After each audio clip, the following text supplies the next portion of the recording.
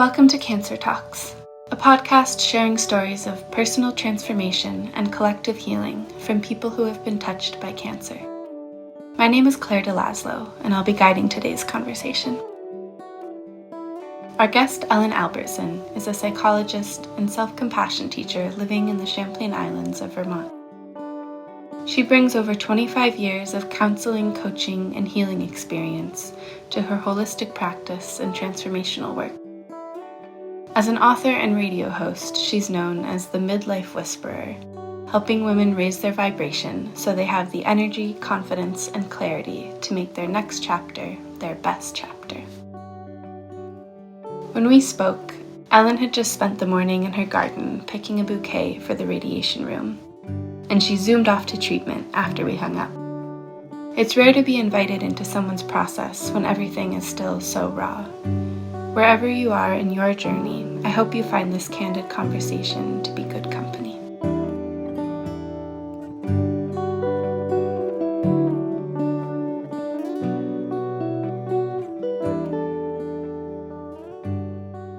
Hi, Ellen. Welcome to Cancer Talks.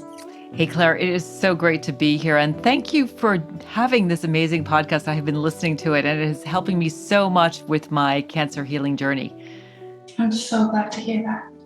Well, there's so many things I want to ask you, but I thought that starting with this self-compassion practice that you offer might be a really nice way to open and ground ourselves together. Sure. Well, self-compassion, first of all, is essentially treating yourself like you would a good friend. And, the research really shows that it helps with stress, anxiety, and depression. So all of that difficult stuff that we're experiencing when we are going through the cancer journey, and then also helping with things like optimism, well-being. So a little practice that I enjoy doing is called the self-compassion break. And it's really awesome when you are feeling completely strung out, overwhelmed, don't know what to do. Rather than trying to solve everything, fix everything, you do the simple practice. So it has a couple of parts. So first of all, you might want to just close your eyes and just take a couple of deep breaths. And there's nowhere else you need to be. There's nothing else you need to be doing. Just coming into this present moment. And then just noticing that you are in a body experiencing what you're experiencing. So this is mindfulness. Just asking yourself, what am I experiencing? What is happening right now? So being mindful about your experience. That's one of the elements of self-compassion. So maybe you're just struggling with decisions or you're not feeling your best, whatever it is, just allowing yourself to be present and then asking yourself, what do I need right now? What would make me feel good, or what could I do for myself just because I'm struggling? And that's just being kind to yourself rather than critical. How could you be kind to yourself right now? Maybe bringing a hand to your heart and just noticing the gentle pressure of your hand over your heart. And then the final piece is just something called common humanity. So just understanding that everybody suffers, everybody goes through things. You're not the first person to experience cancer or whatever it is. And just knowing that this is normal. Nothing's gone wrong. Everything is as it's supposed to be. So again, just being mindful of your experience. Taking a moment to give yourself, or many moments, what you need. Being kind to yourself with the way you talk to yourself and how you treat yourself rather than being judgmental or critical. And then just knowing that this is just part of the human condition. Suffering is part of life. Nothing's gone wrong. And you can stay here as long as you'd like. Just noticing, giving yourself what you need and being kind to yourself. And then when you're ready, you can open your eyes and come back to the room where you are listening. Thank you. You're welcome. You are in the middle of your cancer journey and making some important decisions, and I just feel like there is so much to talk about in your cancer present that I want to just jump in there, because I think you are our first guest who's really been in the middle. A lot of people, when they're making these decisions and not sure how their journey is going to unfold yet, don't feel ready to share in the context of a podcast. So I think it's such a gift, and everyone has different needs, but I really want to just be present with you in what's going on for you and showing up for you, because I think that could be really healing for others to listen to when they're in the middle.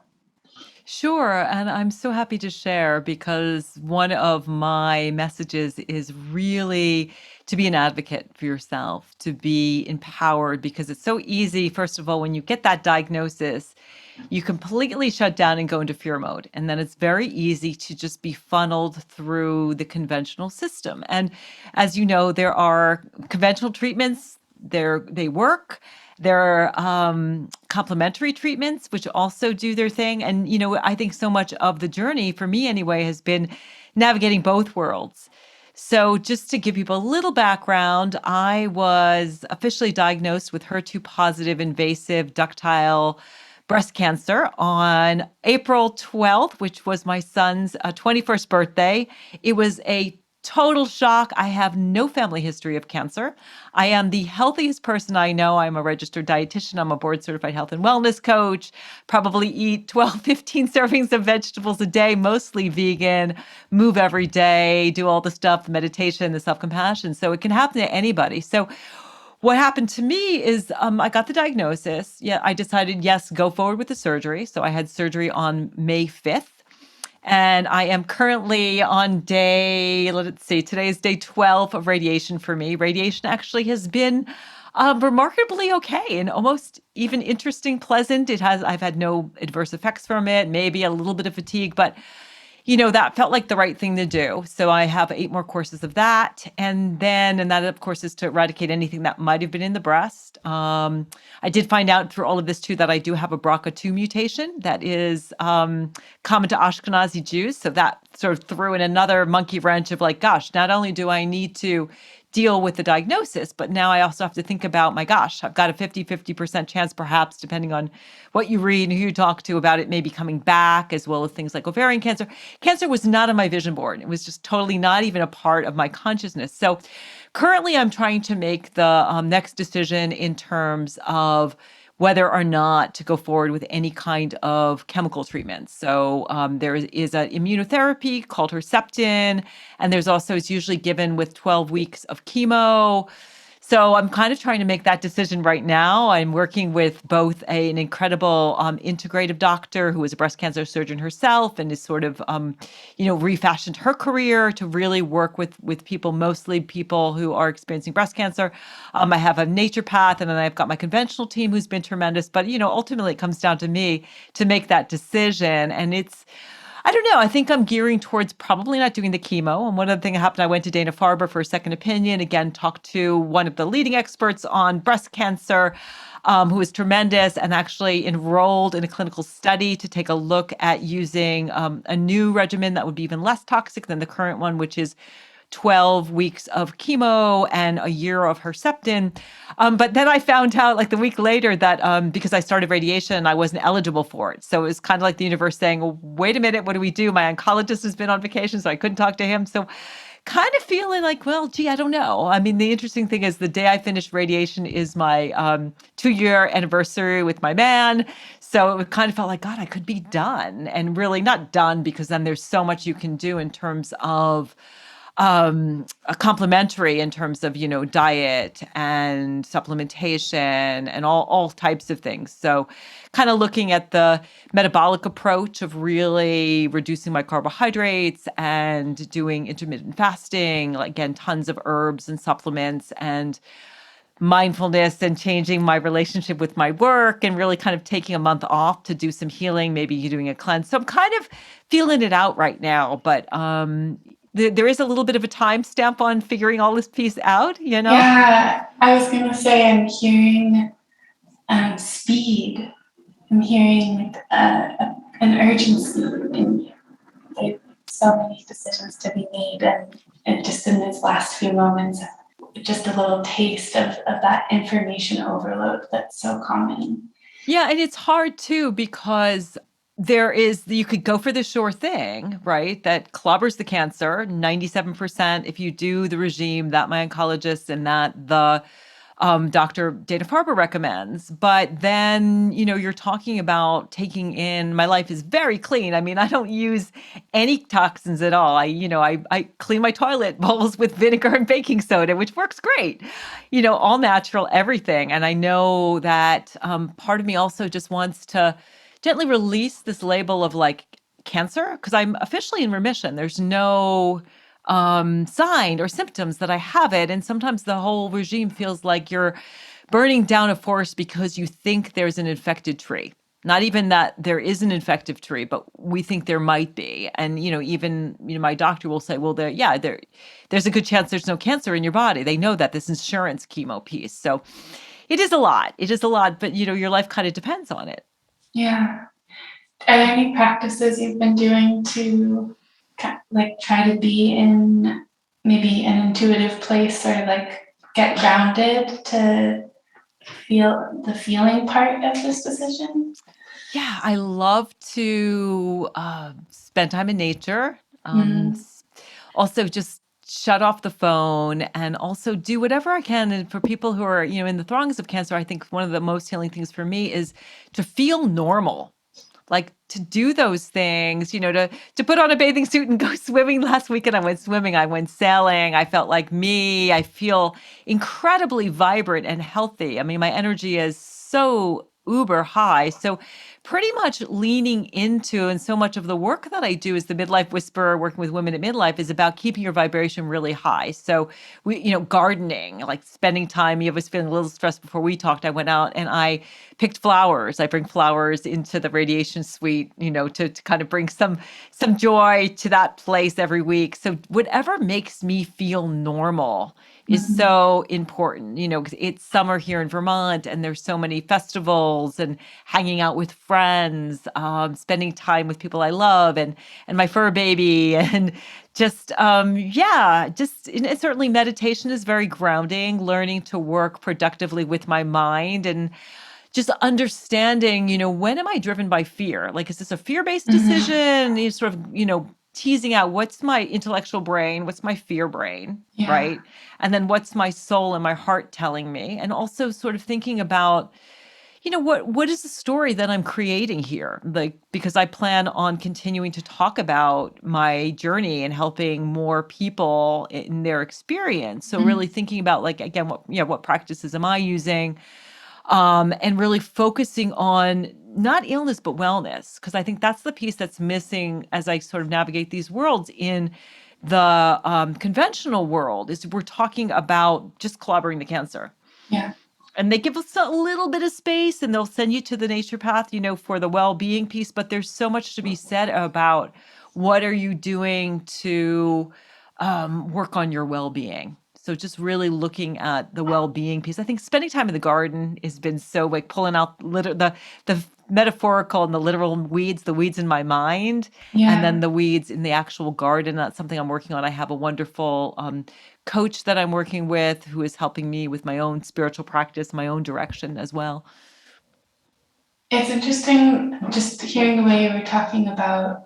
I just heard this confidence in your voice actually about like, I am in remission. And then this doubt about the chemical piece. I'm just noticing that in relation to the way that you sort of set up your story a few days ago, which is, I'm making this decision and there's the 97% success figure out there. But like, as you were just going through it, I was hearing like the sense of real wellness and like being very far in your healing at the same time.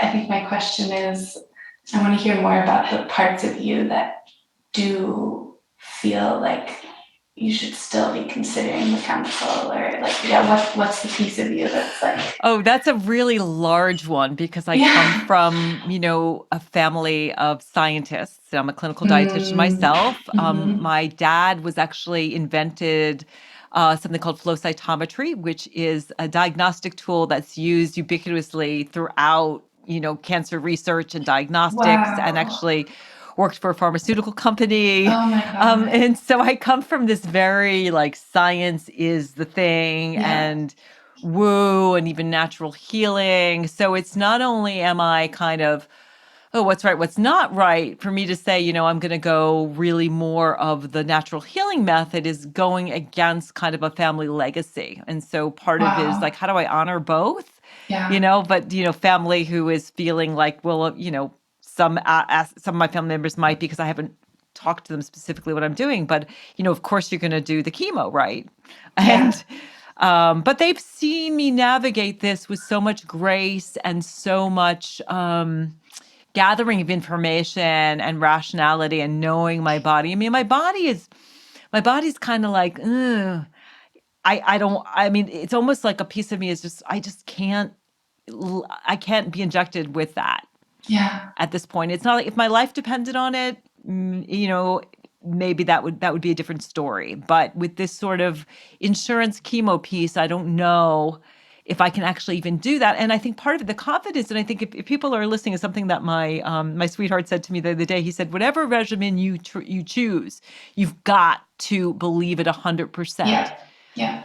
And that was so profound because I think Is that's he a really, healer or a doctor? Maybe? well, he's an engineer, He's an so engineer. Because this is something that one of our beloved now past but friends, Pauline Coynes, that she was a sort of health coach and did all natural methods herself, and that was her main thing. Is whatever the medicine is, you have to believe that it's right for you in order for it to do its job, whether yeah, it's conventional or not. you have to believe it's going to work because Yeah, let's be truthful. There is I don't want to know if it's placebo or believing in what you're receiving. There is that body mind connection. And that's a big piece of what I want to, share is mindset, mindset, mindset. Like I've been posting pictures on Facebook of me, rocking out in the, radiation suite, right? With my shiny shoes and kind of staying really positive and high vibration because,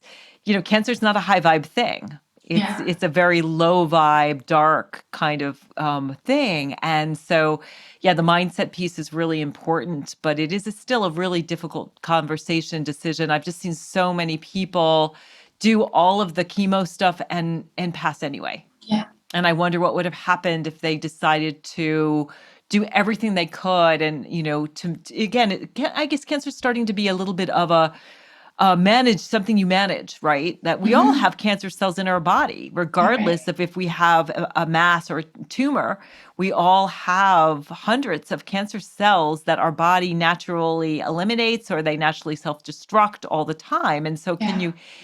can you get your well-being high enough and get enough medicine from your food to knock it out naturally? So yeah, a lot of thinking, a lot of pressure on different ends. Yeah, right, because I think we can all agree on and celebrate the idea that you have to believe in whatever medicine you choose, but then I think there's work involved and listening involved in getting in touch with what you really believe in. It's like, especially when you have these family histories and family members in the present, you know, with who have investment in your health and ideas about what that looks like, and how do we get in touch with what we're really going to believe in. Right, right. And certainly, finding the information and the statistics it's not as easy to find as the research studies that are backed by pharmaceuticals. They're like, yeah, we can Right. see, we've done the studies, they are, done properly, and you can see those numbers in black and white. Whereas, like, well, gee, if I eat more oregano, rosemary, and thyme, whatever, more vitamin D, more vitamin C, free-based, mushrooms. I got the reishi, the turkey tail, the whole thing going on. We don't have the kind of definitive research that we do with pharmaceuticals because there's just not the money to study it on the level that there is with pharmaceuticals. So it's hard to say, is turkey tail going to be enough? Yeah. So you are only 2 months into going on 3 into your cancer. Yeah, it'll be 3 in about a week. So yes, so 3 months. So I mean, there's that other piece too of like, I was done with it in 3 months. I feel like I've learned the lessons that I need to learn. I think in terms of silver linings, I really had to quit being a workaholic. I've been a Yeah. workaholic my whole life. That's another legacy that I have. And I really had to take a look at it and say, gosh, this is something that I need to let go of, having my work be such a defining force in my life. The number of people who are following me, especially this whole social media thing. I have a radio show, Rock Your Midlife, and a new book, Rock Your Midlife. And, how many people are buying my books and listening to my show and following me on Instagram, and having those things be so important for how I felt about myself. So is that getting rid of that piece? Bringing our well-being up to another level. I mean, my fiance and I were super healthy, but there were things like getting rid of nonstick pans, doing things like, skin brushing and saunas and cleanses. And, we were toying with the idea of taking it up to another level. And so this diagnosis has helped me to take things up to another level. But I think the ultimate thing is making me realize that cancer wasn't on my vision board because my life is so rich and so fabulous, but I wasn't enjoying it as much Mm, as I am now. yeah. Realizing that I didn't need anything else, but my life is so incredible. And so really work would get in the way of feeling like, always this thing in the back of my mind, I should be posting, I should be working, I should be writing, kind Yeah. of in the back there. So, and also, coming to terms with some earlier trauma and other things in my life that could have given rise to this. Because initially you're like, why did this happen? And Yeah. what do I need to change so it doesn't happen again? Can you paint a picture of maybe a day in your workaholic life? Like, I want to know. Yeah. Yeah. Well, I mean, I think it, just starts out with this consciousness of, yeah, what am I doing for real, and what am I posting, and how many people are following me. So all of this focus on social media, certainly focusing on just growing my platform, figuring out how to sell more books. But I think it was just more of a consciousness. And now I'm much more aware of like how much time you're spending in front of your computer. Like, can you Yeah. really whittle that down? And I'm actually thinking of taking a whole month off, just turn off social Great. media for the month of August and just do the bare minimum. And so, yeah, just pretty much, it wasn't like I was working, 80 hours a week. I probably was still working, 8 or so, but it was just a constant pressure and push to be always expanding, and also just not allowing the information I'm sharing to come from a deep heart and soul place, Mm, and making it the more of the pressure to create content was coming from that place. And now I want to sort of step back and have things come from a more sharing, caring, changing, the trajectory of where our planet is headed.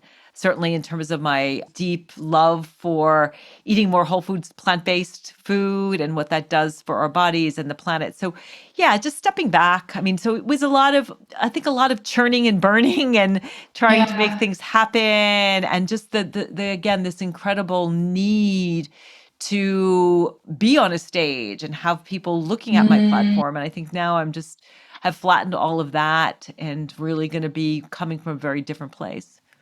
wow. And would you say that that has been like your whole life? You've always been like a very busy, hardworking person? Yeah, well, that drivenness, right? That Yeah. drivenness to like have more degrees than a thermometer. So nothing, the master's Wow. degree wasn't good enough. So then get the PhD and build, bigger platforms, and always this kind of pressure to have another launch. Like, what's your next launch? What's your next program that you're Wow. creating? And but that's kind of like entrepreneurship in a nutshell, right? These It people who is, have been an yeah. entrepreneur. I come from a line of entrepreneurs. I've been an entrepreneur since I was 12, and but there's this constant need for these dopamine squirts of Yeah. reward for building, and it is sometimes at the expense of your life and your family. Well, it makes me think of how a cancer cell operates. Like just reaching more, wanting more and more of the resources around it. And, you know, Yeah, more real estate. Just like yeah, where's the next place of real estate, and how do we branch out, and what more new connections can we make? yeah. And so, how would you describe this new way of being that has set in since cancer? You have described it a little bit, though. Yeah. Well, I would say the biggest change is really starting to not just, I have like an octopus brain that's hungry for information. Mm, And, Leo Rising wants to be on stage. So kind of like telling that part of myself, which is screaming to like, come on, let's go, let's go. And when something happens, you feel good, just sort of putting that on a shelf and going, okay, I have those skills and abilities, and really giving space to listen to my heart and to listen to my soul and to connect on a deeper level with my spirit. So now it's like this morning, instead of posting, I went out and I weeded my flower garden and I sprayed the, yeah, the little flea beetles who are eating my kale, because that just felt more important to do than posting. amazing. I'm wondering, because we've heard glimpses of family members who have a lot of medical knowledge, but they're also in your life in these other ways. And I'm, yeah, wondering if they've responded or noticed changes in you, or like what those relationships have been like through Yeah, this. it's actually strengthened our relationship. Certainly because I'm sharing this information with them, and I'm so blessed to have parents who are 90 and almost 92, and I have two siblings and two beautiful children, and the support for what I'm going through, and um the admiration. I think I'm beyond like needing my parents to be proud of me, but I think that they really see my strength and how I am navigating this with grace. Certainly not ease, because I don't think there's Mm-hmm. anything easy about navigating your cancer Yeah. diagnosis and journey, but seeing the strength and admiring how I am drawing from so many sources and figuring out the best thing for me. Mm-hmm. And the deep love, because I think this was a thing of sort of growing up sort of in the 50s and 60s. We didn't say I love you all the time, right? Mm-hmm. It was kind of more about like providing. And I think we've, as a species, going through changes, certainly with things like COVID and understanding what's truly important, but a lot more, I love you and I want to spend time with you and what is truly valuable. So I think overall it's been a really um, positive in terms of those relationships.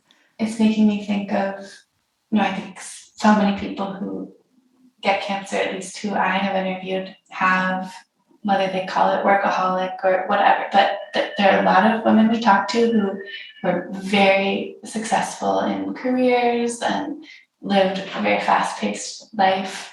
And I think, what I'm interested in is hearing people's stories about, like, how did you find the space? Like, what was there? What was the little seed that enabled you to make this shift and kind of like reorient to your life, like, why do you think that was possible for you? Because it's not possible for everyone, and sometimes people have really hard time slowing down in the ways that are necessary to begin the healing. So I'm interested in that space, like whatever sliver was there that you could notice and then start to live differently. Yeah, well, it wasn't just a sliver. I mean, it was a clubbering on the head Mm. of wake the F up Yeah. and change. I mean, I actually had a health crisis in 2018. So 3 years ago, almost exactly the same time, my retina detached Mm. 3 times. And was that enough for the universe to say, change the way you're operating? Apparently not. So I think that it wasn't like one little, this diagnosis was you have to start doing something differently. I mean, my uber goal in life is to live to 100. My fiance and I both, he's a few years older than me, and now we're kind of looking at 110. And that's really important to me. And I will do anything that I can to get there. And certainly getting cancer out of my life, being in remission for the next 40 years is super important to me. So it wasn't like it was one little sliver. And fortunately, I am an entrepreneur and I have the means and ability to shift the way that I'm working and, how I'm monetizing and all of those kinds of things that I can, take a step back and take a little bit of time off and think about it. So I think that was a big, big piece. I did get help. I am working with a woman named Angel Hartwell, who has a podcast called Wickedly Smart Women. I found her through that, and she's really helped me with getting in much more in touch with my heart and my soul. And that's been a huge aspect of it. That's created a profound shift in me. So it wasn't like a tiny little thing. It was like a big, cancer has been a giant hammer on the top of the head of like, you've got to change your ways or you're not, or it's going to come back. And I do not want to go through this again. Yeah. It just is, it's hell. Anybody who has a cancer, I'm sure you hear that from everybody.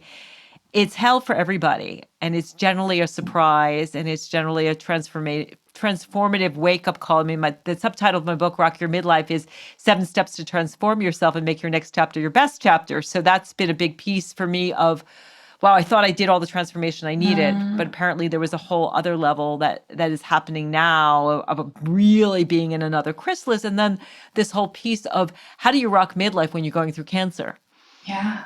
Good question. Yeah. Well, it's kind of like, how do you not rock midlife? Because getting back to that whole mind piece, the positive mindset, midlife is a time, like all times, but midlife I feel is like one of those times of profound change. And there's a U-shaped happiness curve. For most people, happiness hits a low right around age 50. And then you make the most of your upswing. But the more positive you can be, the more resilient you can be. And certainly practicing self-compassion helps with optimism, resiliency, as well as the stress, depression, anxiety. Doing those practices really helps you to be like, I'm going to rock this.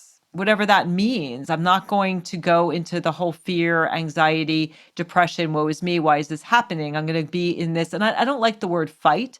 I like the word clobber it. And we do have the ability to clobber it, especially if it's early. So I'm all about early diagnosis. So I was lucky that it's 1A. I mean, this certainly doesn't work if you're, stage 4.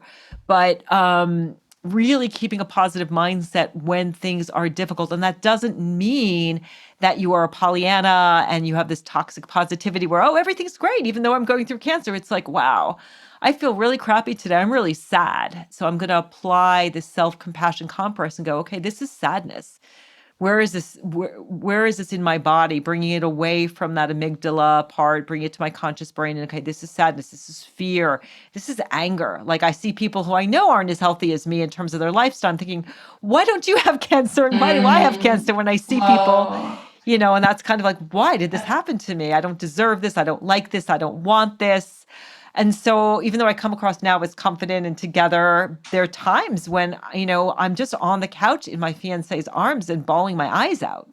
And so that's a piece of self-compassion. It's not about having a positive mindset doesn't mean you're like, oh, everything's great. I'm getting through this. It's all good.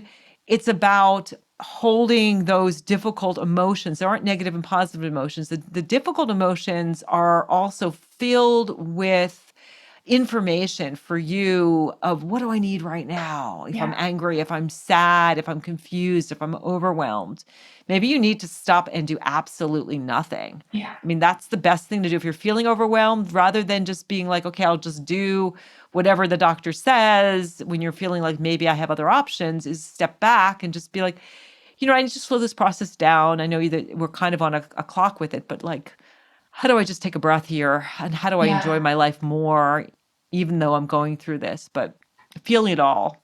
Yeah. Yeah, the stopping and slowing down, I'm guessing, is a newer practice for you. Yeah, doing it more is new. I know it's there, but right. I think part of this whole diagnosis has been I have all the tools, but do I use them all the time? Yep. Right. Do I use them as much as is optimal for me? Yeah. And you do so much advocacy and like sharing these ideas and talking about them. I think it's easy to forget to practice them when you're, wanting to get the message out. Yes. Yeah, it is, but it's important. And that's part of it. I think the whole workaholism is that as a culture, we're just addicted to busyness. Yeah. We feel like if I'm just busy, then things are happening, I'm getting things done, I'm moving things forward, and stepping back and saying, wow, is this really serving my highest good and the highest good for the people that I meant to serve and what I meant to do here on the planet? Yeah. And I would say something too that I'm really realizing, and I think this is particularly relevant for women with breast cancer, particularly on the left side. I've been, rereading Louise's her amazing book, Heal Your Life. And she talks about this, where we give and give and give and give and give and give. Mhm. And learning how to receive. Learning how to receive has been Yeah. hard for me. But we're taught as women to constantly give, thinking I'm going to make everybody happy. Right. I'm just going to give all the time. And they're really that, she makes that connection. And also this connection I had in my 40s where there was a lot of self-loathing going on. I was a Mhm. type A personality, whether it was, negative body image and working out, 4 to 6 hours a day with my clients when I was a personal fitness trainer, or just again, that get another degree, work harder, do more, be more, pushing myself all the time, having that fierce self-critic and beating myself up. That also, as some of your guests have talked about, that sort of self-loathing piece Yeah. can actually be, the incubation of you wanting to end it by creating this. My body created the cancer. So I have to Yeah. really look at like, okay, what do I need to do differently so it doesn't come back? Yeah. Can you think of a recent moment where you were able to receive? Oh, yes. I mean, this weekend was just incredible. We have these new amazing friends who are building a house behind us. And I live on this beautiful island of North Hero in Lake Champlain. And they invited us to go sailing over the a long 4th of July weekend. And I grew up sailing. I sailed like from the time I was 7 till I was in my 20s all the time and knew how to do it. My parents had boats. We went sailing every weekend. I hadn't sailed in decades. And we actually, my fiance and I actually bought a boat, but we still haven't unwrapped it and gotten in the water. So they invited us, and I was like, yes, I received this. And I got behind the helm, and it was so amazing. It was a 23-foot boat in pretty choppy seas. And I was like, wow, I remember how to do this. And it was just that moment. It's like there was no cancer. It was kind of, I had a revelation as I was sailing the Mm. boat that, gosh, I could actually be done with this, in a couple of weeks. And it could be a 3-month journey, and that could be it. So I'm still navigating, is that my right decision, or should I do some kind of, chemical intervention? So yeah, that was a wonderful receiving of just so much joy and love and an incredible gift of rediscovering my love for sailing. Nice. I want to ask sort of a difficult question, which is about the goal of living to 100 or beyond, which for me shows up as it's a goal, right? Which, thinking about type A, which I have plenty of type A in me, and it's located far in the future, rather than in the present. And I'm just curious about like the relationship between this type A stuff that you're working through and entrepreneurialness and 100, and then also slowing down, and it comes up a lot. You're one of many people who we've had as guests who have the goal to live to 100, and also many of them are like trying to kind of get back in that present moment and get in their bodies and slow down. And there's a tension there for me that I want to talk about. I'm curious about. Yeah, it's interesting. I haven't thought about it in that fashion. I mean, as a coach, I've been a coach for 15 years, so I love goals. Yeah, And then, there's right. this uber goal of living to 100, and then there is the smart goal of how do you do that. It doesn't feel like that type A thing for me. It just Mm, feels like, I was doing a new moon ceremony, the last new moon, and I was just like, yeah, I really, really want to live for another 40 years, partially because I had a couple decades that were really, really rocky. And I feel like mm, midlife is this opportunity to take a look at everything that didn't work in the first. You get like two adulthoods, and midlife is sort of the juncture. So if you think about like, mm, okay, 20s and 30s up to sort of mid 40s, and then I have sort of my mid 40s or even 50s till when I am, very old.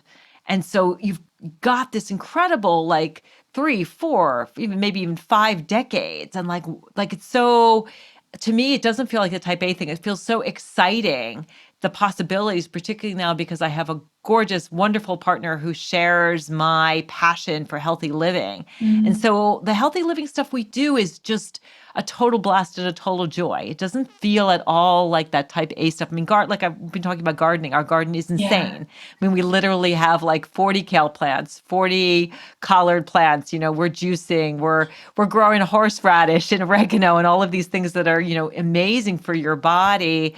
We love to take long bike rides along in the islands and go hiking, and we swim every day in the lake. And so it doesn't feel like an A type A, it just feels like the joy of being alive. And I think we're at this really amazing juncture between the age of Pisces and the age of Aquarius. And I feel like I was, I'm here, I was born for this.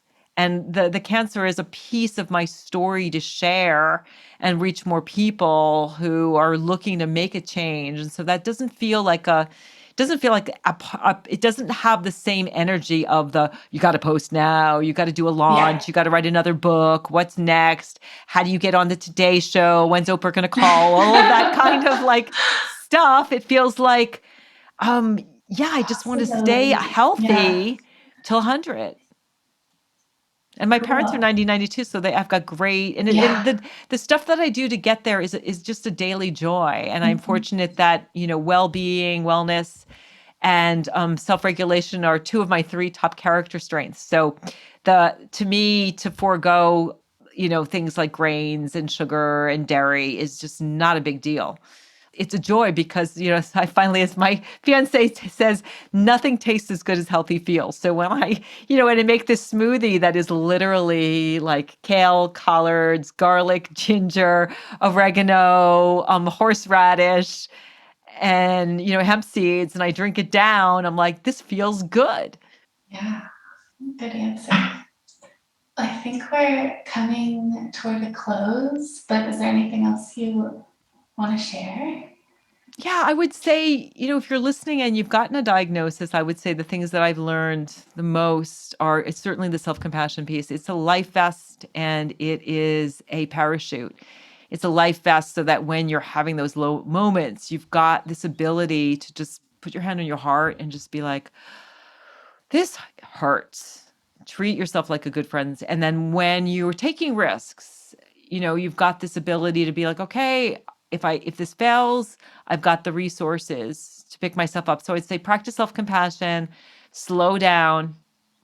You have choices and get information. And I would say it's been incredibly powerful to work with other people because I found one thing for me with my cancer journey is I can't read too much because I don't want to spend too much time focusing on being that cancer patient. Like one of my most important things for healing is feeling normal. And it can really bring you down when you read too much. If it doesn't bother you, you can do it and it doesn't like lower your vibration, then okay.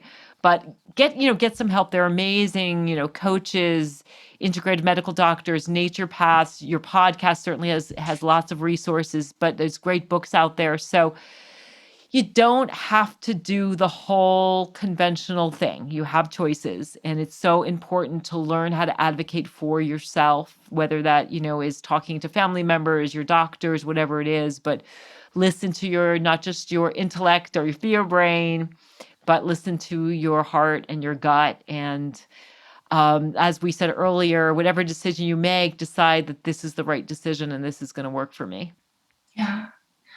I love drawing attention to the way that reading or going through a sort of solo research process is kind of like inscribing yourself deeper into the role of cancer patient. And I think that's just a really nice reminder, as you've been doing, is like live the other parts of yourself fully as much as you can, even when you're in the throes. Like give yourself room to do everything that is you that has nothing to do with your cancer, and be in those vibrations, as you say, or just those other ways of being that aren't just, oh, I guess my whole life is cancer now. You're still you and everything you were and have been. Yeah, I had that revelation when I first got diagnosed. I was in a yoga class. I've been practicing yoga my whole life. And I thought, my God, 99% of my body is working perfectly. Yeah. And there's only this tiny little part, like we've got 32 trillion cells that are all working to keep me alive. And there's a small part of me that's gone rogue. Yeah.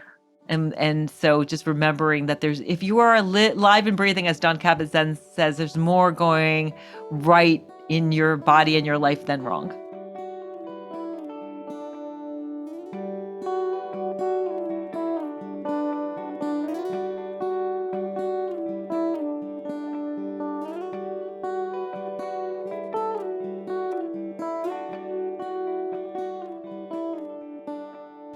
If you enjoyed this conversation, please leave a review in your podcast app.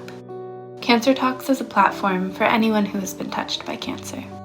Write to us at info@cancertalks.com if you have a story to share.